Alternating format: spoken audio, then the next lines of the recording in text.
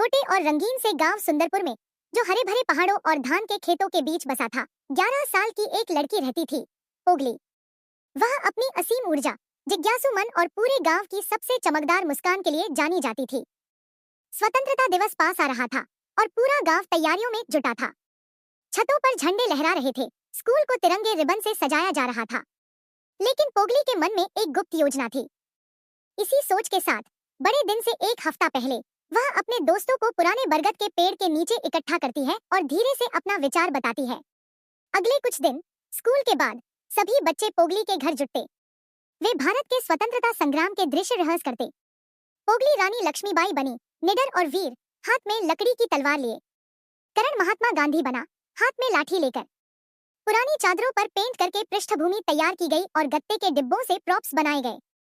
पोगली का 5 साल का छोटा भाई कथावाचक बना। उसकी आवाज कांप रही थी, पर आंखों में दृढ़ता थी। आखिरकार बड़ा दिन आ गया। गांव का चौक लोगों से भर गया। स्कूल के प्रिंसिपल ने भाषण दिया, झंडा फहराया गया और सबने राष्ट्रगान गाया। जैसे ही लोग जाने लगे, पोगली छोटे से मंच पर दौड़कर चढ़ी, जो उन्होंने बरगद के पेड़ के नीचे बनाया था। रुकिए, हमारे पास आपके लिए कुछ खास है, उसने पुकारा।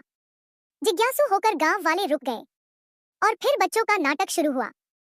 उन्होंने भारत की आजादी की कहानी जीवंत कर दी, कैसे अलग अलग लोग एकजुट होकर लड़े। भीड़ कभी हंसती, कभी तालियां बजाती और कई बार आंसू पोंछती। जब पोगली ने तलवार उठाकर जोर से कहा, खूब लड़ी मर्दानी, वह तो झांसी वाली रानी थी। पूरा मैदान तालियों से गूंज उठा। अंत में जब सबने झुककर अभिवादन किया, प्रिंसिपल पोगली के पास आए, आंखों में नमी थी। पोगली, आज तुमने हमें याद दिलाया कि असली स्वतंत्रता का मतलब है साहस, एकता और कर्म।